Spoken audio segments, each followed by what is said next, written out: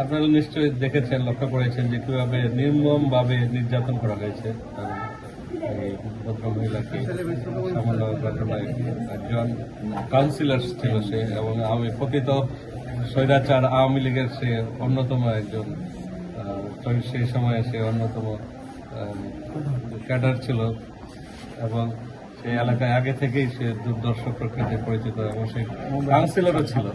সে এখনো কতটা তার সাহস যে এখনো সে এলাকায় এসে হত্যা মামলার আসামি, সে এখনো এলাকায় এসে এরকম ত্রাস সৃষ্টি করে এবং মায়েদের গায়ে হাত তোলে। মা এবং তার শিশু সন্তানের উপর তারা নির্যাতন করেছে, তা দিয়ে কুপিয়েছে, তার শরীরের বিভিন্ন অংশে বিভিন্ন আঘাতের চিহ্ন যতটুকু দেখানো সম্ভব সেটি দেখিয়েছে। আমরা এই ব্যাপারে অবশ্যই এখন আমরা থানায় যাব, তারা জানতে চাবো দোকানে কী ব্যবস্থা নিয়েছে। আমাদের এলাকার হিসেবে আমাদের এটা দায়িত্ব, এবং এলাকার মানুষের নির্যাতিত নিপীড়িত মানুষের পাশে দাঁড়ানো আমাদের দায়িত্ব দিতে পারি।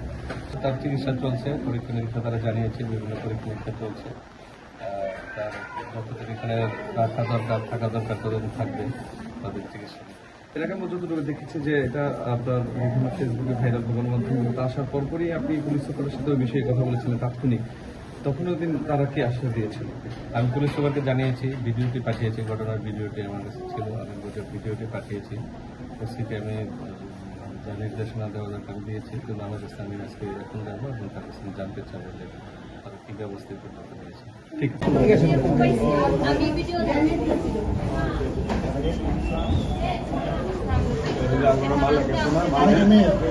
আমাদের যতটা সম্ভব আমাদেরকে সুষ্ঠু বিচার করে দিতে, আর আমাদেরকে অলরেডি ওরা এমন ভাবে আমার এখানে একদম ক্ষত, যেটা হলো কাপড়ের বাহিরে একদম কাপড়ের পর্যন্ত, আমার এখানে হলো চাপাতি রাখা।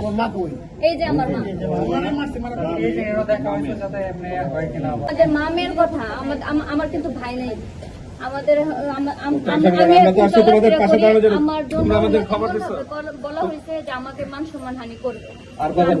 আমাদের এমপি মহোদয় উনি কি বলে এটা শোনো, উনি এমপি মহোদয় স্বইচ্ছায় আইছে, সউদ্যোগে। আমাকে দাওয়াত করে আনা নাই, তোমাদের কোনো ই করে আনা নাই বা জানাও নাই। আমি নিজে আসছি, নিজ দায়িত্বে আসছি, ঠিক আছে? আবার মিডিয়াতে দেখছি এটা সব জায়গায় ভাইরাল হয়ে গেছে। আপনি গাজীপুরের অভিভাবক, আমারও অভিভাবক, তাই আপনি বিষয়টা দেখবেন, সেজন্যই আপনার দিকে দৃষ্টি রাখবেন। হ্যাঁ, ইনশাআল্লাহ অবশ্যই দেখবেন। জায়গা নিয়ে আমাদের কাছে ওরা হলো জোরপূর্বক খাচ্ছে আমাদের অবশ্যই। হাফিজুল ইসলামের কাছে মামলাটা এখানে জাস্ট খালি যে চাপাতিটার খুব আছে বলে আমি নিজে দেখাইছি। আমার সেলাই লাগে নাই, বাট কতটা একটু ইয়ে আর কি। মানে ঠিকঠাক মতোই দেখা আছে।